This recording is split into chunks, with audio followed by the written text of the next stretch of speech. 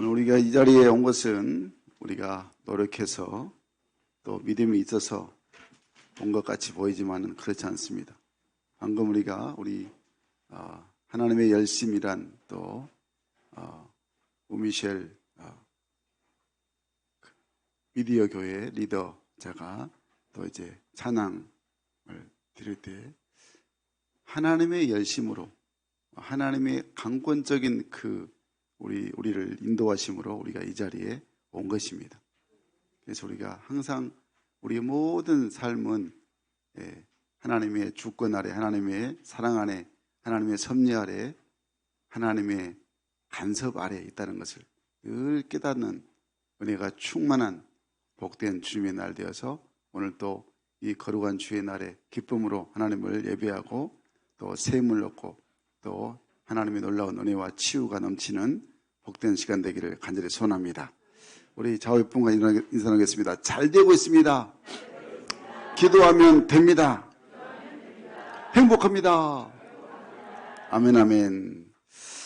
로또 복권, 여러분 전부 다들 마음속에 로또 복권, 나도 한번 당첨됐으면 좋겠다, 그런 마음 생각들이 있죠. 네. 로또 복권의 선전 문구가 인생 역전입니다. 이 땅에 많은 사람들은 삶이 또 힘들고 어렵고 또 버거우면 그 돌파구로 로또 복권을 생각을 합니다. 그래서 인생 한 방에 역전을 꿈꾸고 한번 반전시켜 보려 하죠. 그런데 과연 복권이 1등에 당첨이 되면 인생을 역전할 수 있을까요? 로또 복권이 우리 인생을 행복하게 하고 또 로또 복권으로 우리의 고통을, 이 어려움을 이겨나갈 수 있을까요? 그렇게 보일 것 같지만 1등 당첨자들이 수십억씩 받은 다음에 어떻게 되었을까요? 한번 뒷조사 해보셨어요? 네. 어디로 갔는지 이들을 찾을 수가 없습니다. 피해 다니기에 바쁩니다. 그러니까 결코 로또 복권이 인생을 역전시키는 것이 아니라는 것입니다.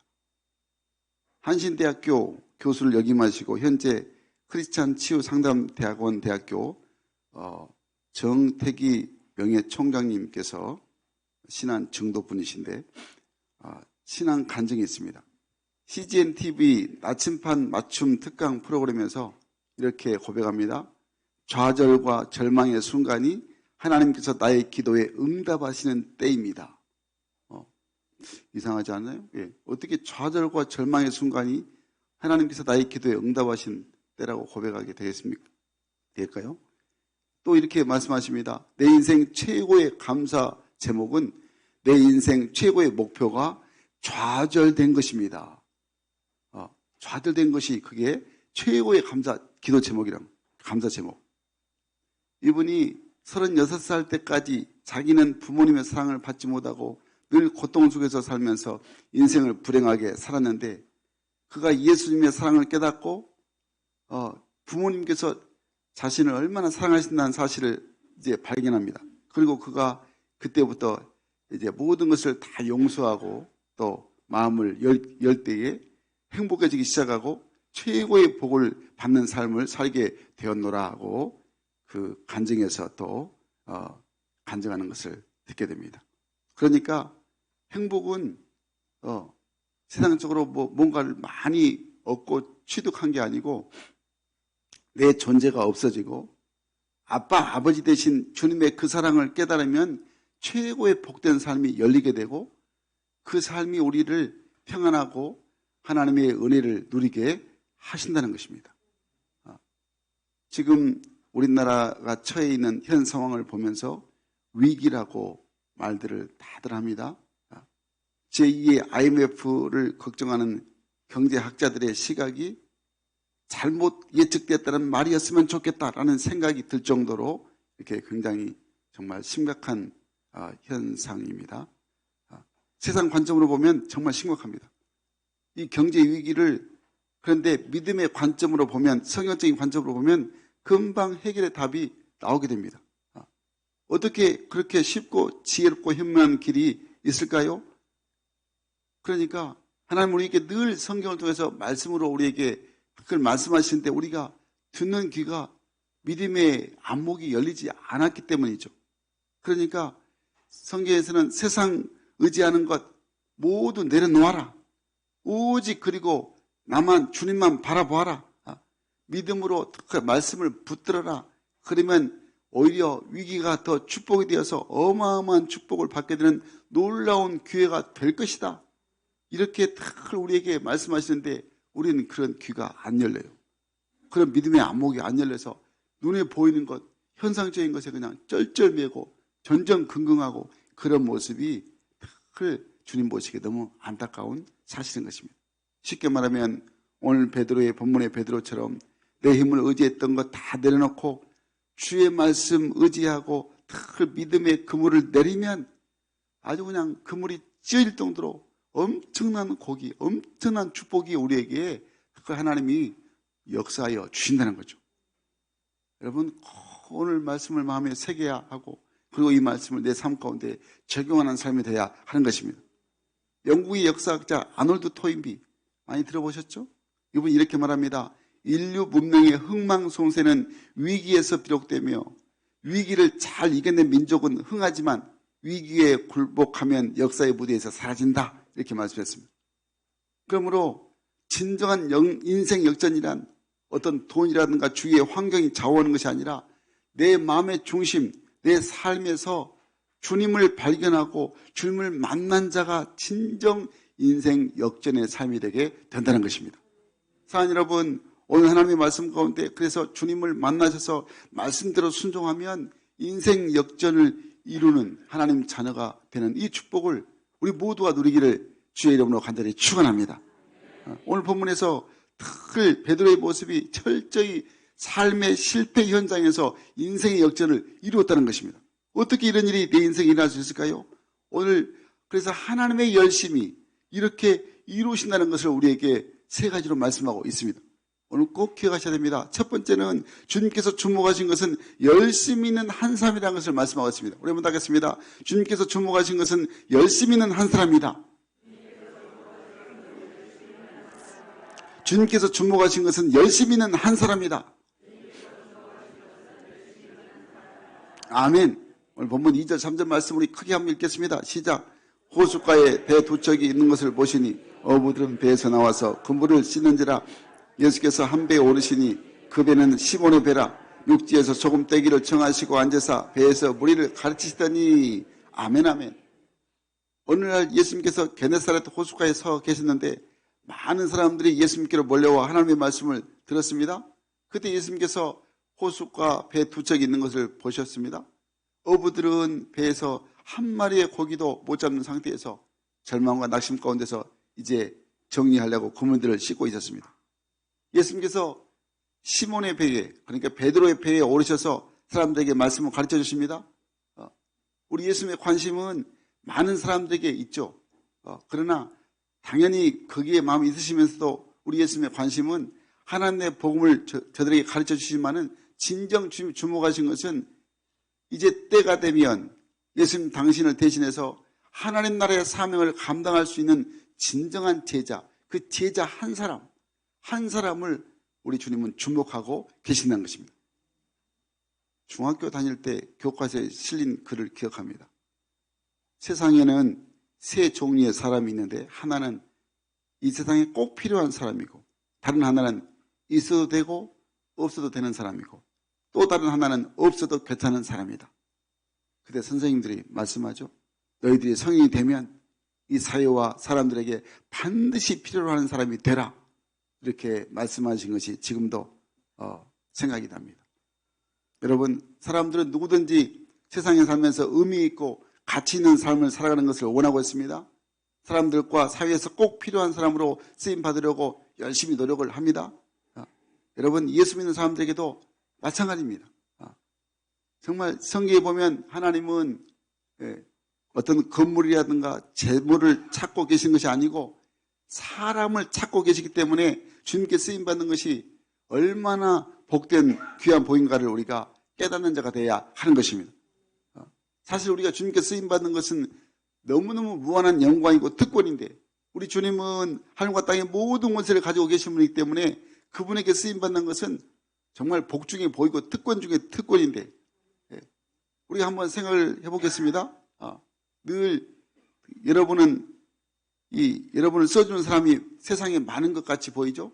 그냥 건강한 신체, 뭐 어떤 뭔가 외모, 그렇게 또 뭐 말 잘하고 그러면 많은 사람들이 많은 곳에서 자신을 써줄 걸로 생각을 하죠. 그런데 사실은 그렇지 않습니다. 예를 들면 우리가 선망하는 뭐 삼성그룹, LG그룹, 여기에 내가 들어가고 싶다. 거기서 일하고 싶다. 그래서 내 꿈을 이루고 싶다.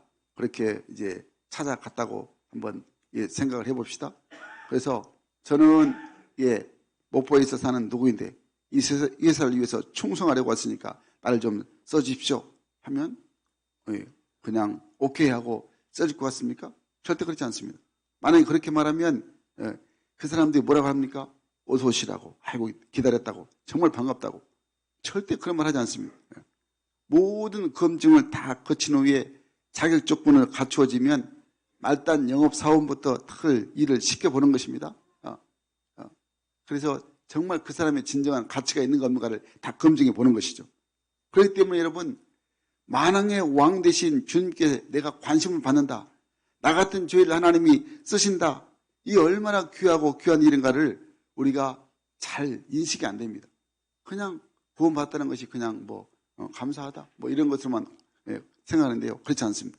여러분, 어떤 사람은 하나님께 쓰임받는 것이 희생이고 손해라고 말하는데 절대 그렇지 않습니다. 주님께 쓰임받는 것은 내 자신에게 크나큰 이익이고 특권이 되어서 하나님께서 놀라운 역사를 이루어 가신다는 것입니다.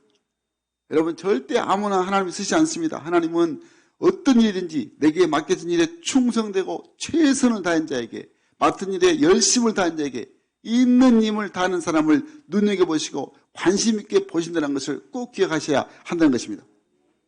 오늘 본문에 보면 그래서 베드로가 정말 주님께 쓰임받는 것에 그렇게 평상시에 열심을 했다는 것을 우리에게 말씀하고 있습니다. 사랑하는 여러분, 오늘 성경에 베드로가 늘 갈리 바닷가에서 고기 잡는 어부였습니다. 베드로는 갈리 바닷가에서 고기를 잡으면서 잔뼈가 굵은 사람이었죠. 그런 베드로가 예수님 만나서 인생을 통째로 바꿔줬습니다. 역사적으로 출세했습니다. 베드로가 예수님을 만나서 이렇게 나중에는 초대교회의 믿음의 큰 거목, 기둥이 되었습니다. 사도행전에 보면 두 기둥이 나오는데 전반부 사도행전 1장부터 보면은 12장까지가 베드로가 아주 중심입니다. 후반부에는 사도 바울이 중심입니다. 그러니까 사도행전에 복음을 전하는 사도의 이름으로 들어간 것도 영광인데 바로 한 기둥이 되었으니까 얼마나 큰 영광입니까? 여러분, 그래서 하나님의 자녀들은 무엇보다도 주님을 섬긴다, 내가 예배드린다, 기도한다, 전도한다, 찬양한다, 이웃을 돕고 구제한다, 선교한다. 무엇보다도 누구보다도 열심히 있어야 하는 것입니다. 인류 역사를 통해서 소위 성공했다는 사람들을 보면 그들은 한결같이 열심히 살았다는 것이 공통점을 가지고 있습니다. 그들 배우를 연구해 보면 하나같이 열심히 했기 때문에 성공하게 되었고 열심 때문에 지도자가 되었던 것입니다. 에머스는 이렇게 말합니다. 열심 없이 성취된 위대한 일은 하나도 없다. 그러니까 열심히 이 사람 모든 사람이 있어서 가장 중요한 부분을 차지했다고 말씀하고 있는 것입니다. 사랑하는 여러분, 성경에 보면 하나님이 이 열심을 굉장히 좋아하십니다.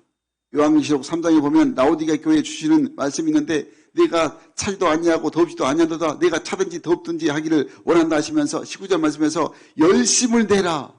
뭐라고요? 열심을 내라 하시면서 열심을 강조하신 것을 볼 수가 있는 것입니다. 여러분 신앙생활하면서 열심히 식어졌다. 여러분 신앙생활에 문제가 있는 것입니다. 그러면 그로 인해서 모든 여러분의 삶에 문제가 생기는 것입니다.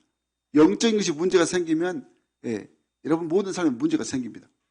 그러니까 여러분 내가 지금 열심히 있는가? 열심을 다해서 주님을 섬기고 있는가? 예배하고 있는가? 기도하고 있는가? 내가 전도하고 있는가? 항상 자신을 돌아봐야 하는 것입니다.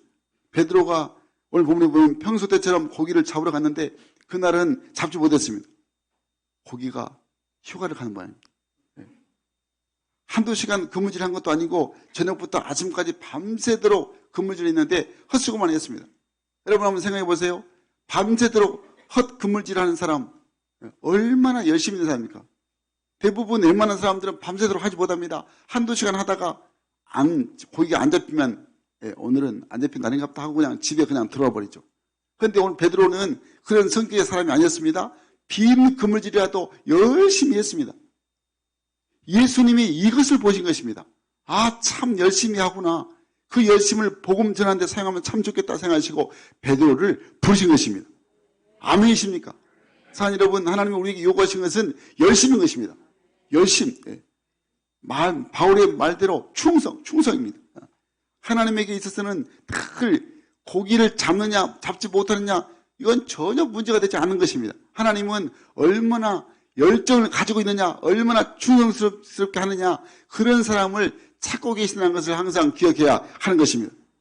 그러니까 이 충성된 열심 있는 자세만 가지고 있다면 하나님이 늘 들어 쓰시는 것입니다. 비록 고기를 잡지 못하는 사람이라 해도 열심만 있으면, 충성만 있으면 하나님이 고기를 그냥 어마어마하게 잡게 하나님이 축복하여 주신 것입니다. 그러므로 여러분, 항상 신앙생활은 열심으로 해야 하는 것입니다. 열심히, 주일날에는 그냥 모든 것 다 그냥 다 제껴놓고 그냥 아침부터 열심히 준비하고 나와서 그냥 기도록도 준비하고 그렇게 마음가짐이 항상 열심히 있어야 됩니다. 사랑하는 여러분, 하나님은 항상 우리를 보고 계십니다. 지금 우리 이 순간에도 보고 계십니다. 정말 열심히 있는 성도를 늘 관찰하고 계십니다. 예배에 열심이고, 찬송에 열심이고, 기도에 열심이고, 아멘? 전도에 열심이고, 선교에 열심이고, 헌금 드린데도 열심을 있는 힘을 다해서 헌금하고, 섬기는 것도 열심히 하고, 아멘? 한순간도 빠뜨리지 않고 우리 하나님이 우리를 지금 주목하고 계신 것입니다. 사랑하는 여러분, 예수님의 제자가 되려면 예수님 베드로처럼 밤이 맞도록 빈 그물질을 하는 열심, 그 열심이 우리 가운데 있어야 한다는 것입니다. 이 말이 무슨 뜻입니까? 주님의 자녀는 무엇을 하든지 열심히 충성을 다해야 한다는 것입니다. 그래서 내게 맡겨진 그런 일이 무슨 일이 있어도 충성스럽게 감당하는 사람들이 되어서 우리 모두가 우리 하나님 보시기에 열심 있는 사람으로, 정말 주님이 주목하신 사람으로 우리 모두가 쓰임받는 축복의 사람 되기를 주의 이름으로 간절히 축원합니다. 축원합니다. 두 번째, 하나님의 열심은 말씀만 의지하도록 늘 온전히 하나님이 그를 주관하여 주신 것입니다. 우리 한번 따겠습니다. 말씀만 의지토록 온전히 주관하셨다. 말씀만 의지토록 온전히 주관하셨다. 아멘. 오늘 본문 5절 말씀 같이 읽겠습니다. 시작. 시몬이 답하여 이르되 선생님, 우리들이 밤이 새도록 수고하였을 잡은 것이 없지만은 말씀에 의지하여 내가 금을 내리다 하고. 아멘, 아멘. 여러분, 우리는 내가 의지가 있으면 무엇이든 해낼 수 있다고 생각하고 하나님의 뜻도 내 마음대로 움직일 수 있다고 생각하고 이렇게 착각하는 어리석음이 우리 안에 얼마나 많이 담겨 있는지 우리가 자신을 돌아보면 알 수 있습니다. 그래서 내 신앙을 돌아봐야 됩니다. 다시 말해서 내 관점, 내 시각, 내 뜻에서만 바라보지 말고 하나님의 관점에서 바라보면 금방 하나님의 뜻을, 하나님의 계획을, 하나님의 사랑을 알게 되게 되는 것입니다. 무슨 의미인가 하면 제가 지난 월요일에 유달산을 등산하면서 항상 듣는 설교 말씀, 분당 우리 교회 이찬수 목사님 설교를 들었습니다. 이번에는 아예 그냥 새벽 예배 6번짜리 시리즈 설교를 들으면서 정말 저의 영적인 눈이 확 띄어졌습니다. 그래서 걷다가 그냥 바로 휴대폰 메모에다가 부지런히 기록을 했습니다. 주제는 정확히 기억이 안 나는 것 같은데 이것 같았습니다. 비움, 그리고 내려놓음. 하나님께서, 하나님의 자녀가 자신을 비우지 않으면 역사하지 않으시고 세상적인 모든 것을 내려놓지 않으면 아주 애타하시면서 안타까워하시면서 인내하시면서 기다리고 계신다는 바로 이 말씀이 내게 들려왔습니다. 급기야는 하나님께서 늘 당신의 열심으로 친히 주관하셔서 개입하셔서 우리를 몰아가시고 모든 것을 비우게 만드시고 내 것을 다 내려놓게 만드셔서 드디어 그냥 두 손 들고 주님을 찾게 하셔서 바로 그 사람을 사용하신다는 것을 말씀을 듣는 가운데 이런 말씀 안 하셨지만 내 마음속에 성령께서 깨닫게 하셨습니다. 이게 무슨 말일까요? 오늘 본문에서 베드로를 몰아가셨다 하신 말씀. 그래서 오늘 이 말씀을 본문으로 삼았습니다. 베드로를 몰아가셨어요. 베드로는 고기를 몰아갔지만 우리 예수님은 아주 그냥 베드로를 몰아가시는데 어떻게 몰아가시냐? 더 구체적으로 보면은 베드로가 물고기를 한 마리도 못 잡도록 물고기를 몰아가시다는 것입니다. 누가요? 우리 주님께서. 예. 아니 그냥 주님이 그냥 물고기 몰아가셔갖고 그냥 내가 너에게 축복 이렇게 줬다고 그냥 이렇게 고기 많이 잡게 딱 한 번에 그냥 하셨으면 얼마나 좋았겠어요? 근데 주님은 그런 방법 사용하지 않으십니다. 예. 그래서 늘 이제 본문 5절 말씀 보니까 베드로의 고백을 보면 베드로가 이렇게 대답합니다. 우리 5절 다시 한번 읽겠습니다. 시작. 시몬이 대답하여 이르되 선생님 우리들이 밤이 새도록 수고하였을 때 잡은 것이 없지만은 말씀에 의지하여 내가 그물 내리다 하고 아멘. 만약에요 베드로에게 그날 밤에 그물을 던져서 한 마리라도 잡은 고기가 있었다면 베드로가 주님의 말씀을 의지하지 않았을 것입니다. 정확합니다. 그러니까 다시 말해서 지금 베드로가 말씀을 의지하고 깊은 곳에 가서 그물을 내리는 그 이유가 내 힘으로 안 되니까 한 마리도 고기가 안 잡히니까 이제 주님 말씀대로 하겠습니다. 이 고백이 저절로 나오게 되는 것입니다.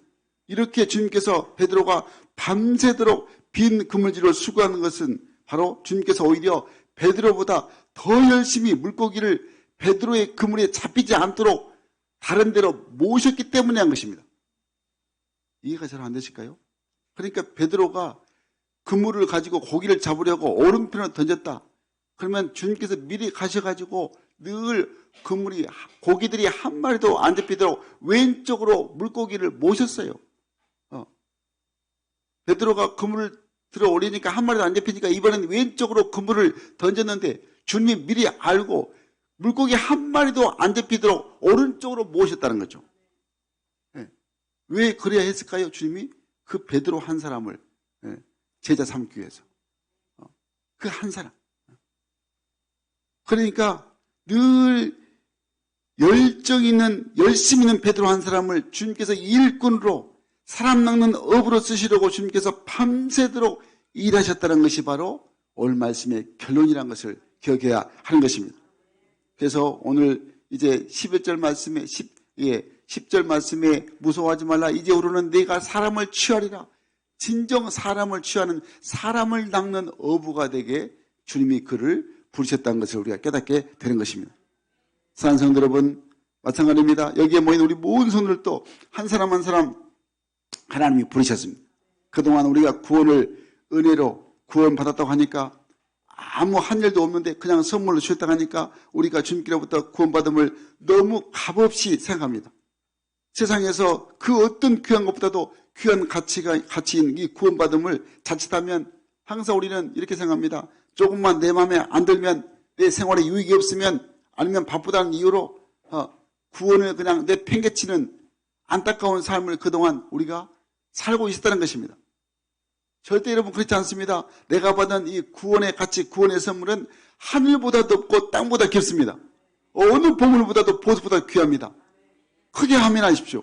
왜 그렇습니까? 방금 말씀드렸잖아요. 주님께서 나 한 사람, 우리 한 사람 한 사람 구원받게 하시려고 온 열심을 통해서 모든 것을 몰아가셨습니다. 몰아가셨어요.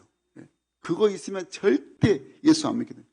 조금이라도 의지할 만한 대상이라든가 재물이라든가 권력이 있었다면 제가 여기서 그냥 손에 장을 지겠다고 약속합니다. 절대로 예수 안 믿습니다.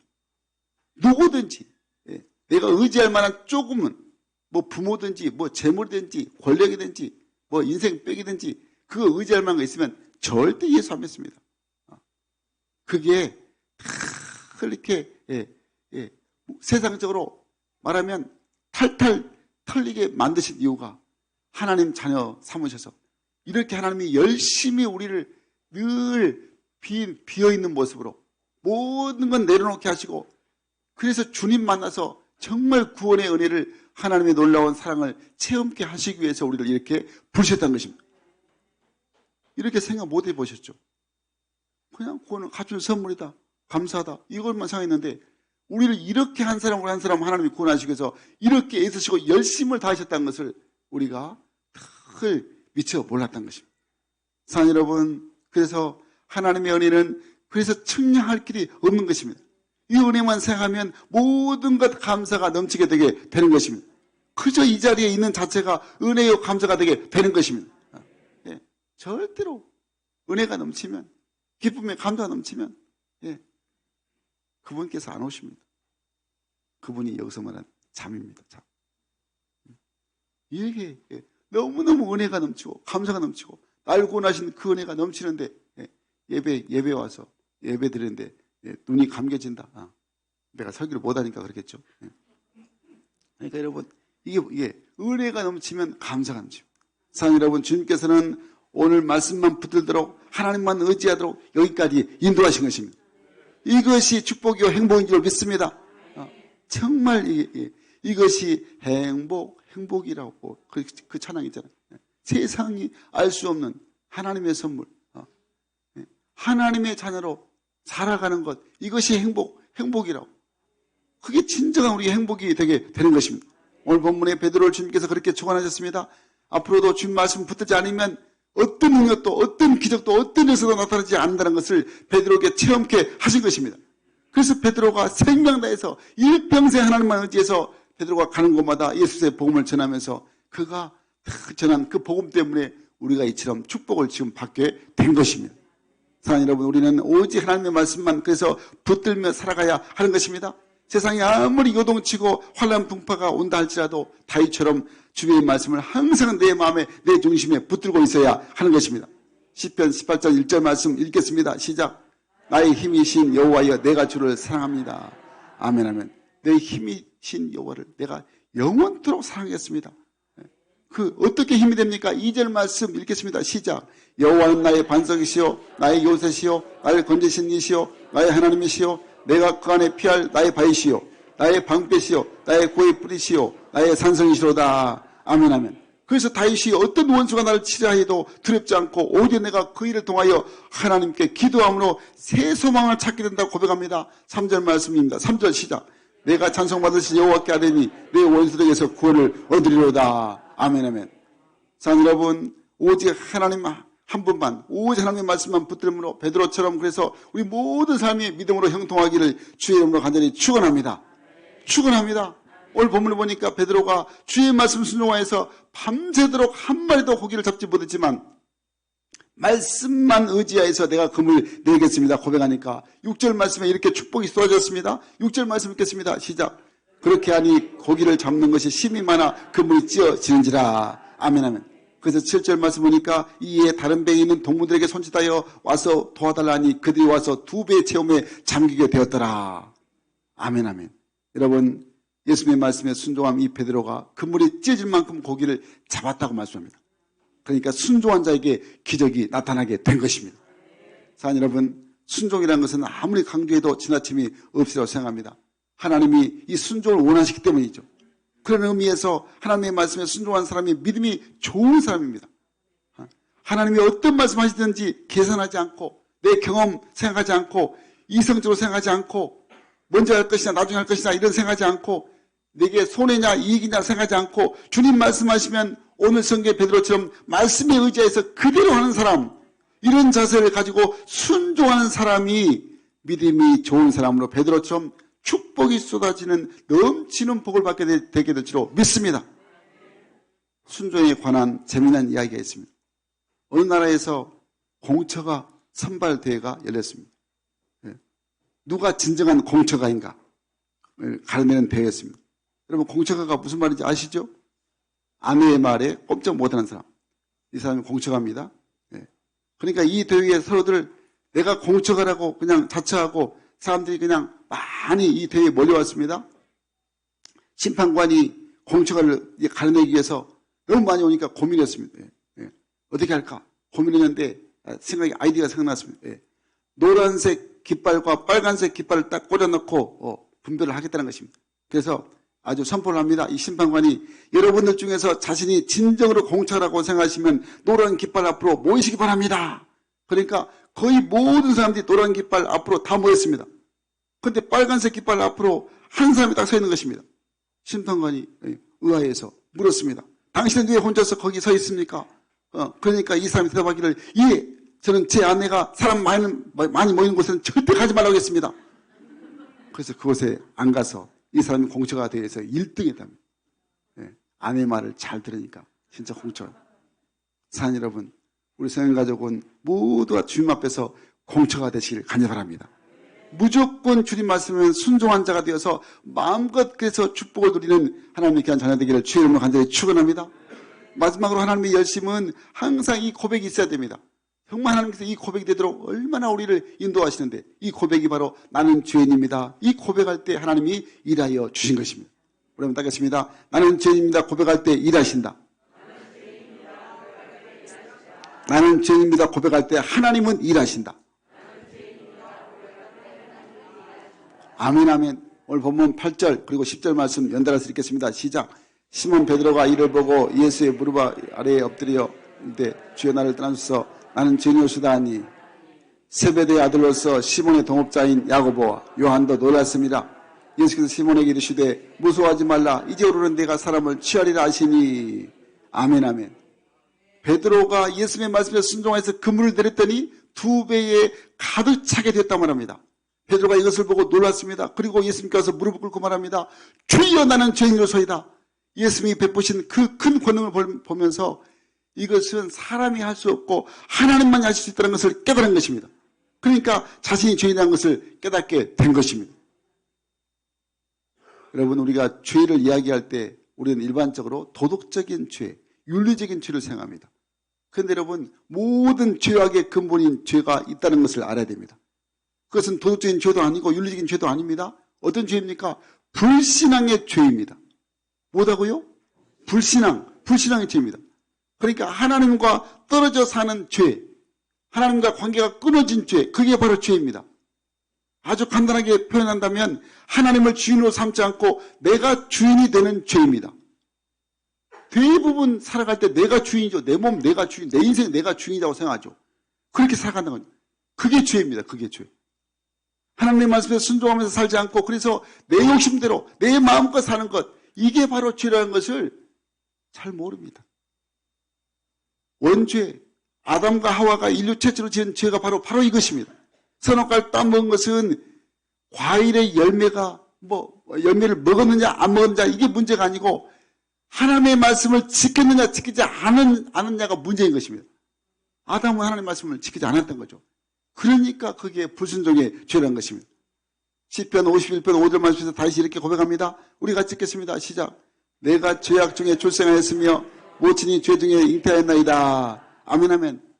이게 무슨 말이냐면 사람은 태어날 때부터 죄성을 가지고 태어난 것입니다. 그리고 그 아이가 자라면서 죄를 지는 것입니다. 여러분 꼭 기억하십시오. 죄를 지어서 죄인이 아니라 죄성이 있기 때문에 죄를 지는다는 말씀이죠. 이러한 사람이 오늘 저와 여러분이라는 것을 기억해야 하는 것입니다. 그러니까 우리 중에 그 누구도 이 문제에서 여인 사람은 단 한 사람도 없습니다. 다 죄인으로 태어났습니다. 그 사사기 21장 25절 말씀 보면은 늘 그 시대 사람들은 이렇게 말하고 있습니다. 그 시대 사람이 각각 그 소견에 옳은 대로 행하였더라. 각자 자기 소견에 옳은 대로 행하는, 얼마나 죄가 많았으면 각자 자기 마음대로 그냥 그 옳은 대로 그게 자기 기준으로 항상 살아갔다는 거죠. 하나님께서 분명히 이스라엘 백성들에게 율법을 말씀을 주셨음에도 불구하고 그것을 기준으로 삼지 않고 항상 자기 생각대로, 자기 옳은대로, 자기 욕심대로, 자기 정욕대로, 자기 이심대로 살았다는 것이 바로 이스라엘 백성들의 어리석은 모습이었다는 것입니다. 사랑하는 여러분, 그래서 우리는 항상 주님의 은혜 앞에, 주님의 십자가 앞에 서면 나는 죄인입니다. 항상 고백하는 자가 되어야 하는 것입니다. 그래서 주님 앞에 납작 엎드려서 무릎 꿇은 겸손한 자에게 하나님은 은혜를 베푸신다고 말씀하고 있는 것입니다. 여러분, 무릎을 꿇을 때 자기를 의롭다 하지 아니하시고 그 죄인이라고 고백한 자에게 늘 다가오셔서 우리에게 우리의 눈물을 다 보시고 그 눈에서 눈물을 다 닦아 주시는 것입니다. 사랑하는 여러분, 오늘도 주님께서 나를 부인하고 십자가로 겸손히 나온 자에게 능력을 주시고 들어서 사용하신다는 것을 꼭 기억하시기 바랍니다. 내가 의지할 분은 주님밖에 없음을 늘 잊지 않고 말씀 의지에서 믿음의 그물을, 소망의 그물을, 전도의 그물을 늘 던져서 그물이 찢어지는 놀라운 넘치는 축복을 받으시기를 간절히 바랍니다. 베드로를 부르신 이유, 나를 부르신 이유가 주님께서 늘 나는 죄인입니다. 이 겸손한 사람으로 늘 부름받아서 하나님 앞에 나와야 하는 것입니다. 그래서 모든 것은 하나님의 손 안에 있다는 것을, 하나님의 주권 안에 있다는 것을, 하나님이 내 인생의 주인이시라는 것을 꼭 기억해서 우리 모두가 다 늘 겸손하여서 정말 베드로처럼 오직 주님만 의지하고 주의 말씀만 붙들고 정말 순종하여서 그분이 내릴 때 풍성한 그분이 찢어진 축복을 우리 모두가 누린다는 것을 꼭 기억해서 우리 모두가 베드로처럼 정말 전능하신 주만 의지하고 말씀만 의지해서 우리 모두가 다 하나님의 열심 가운데 복을 받는 하나님의 견산되기를 주의 이름으로 간절히 축원합니다. 축원합니다.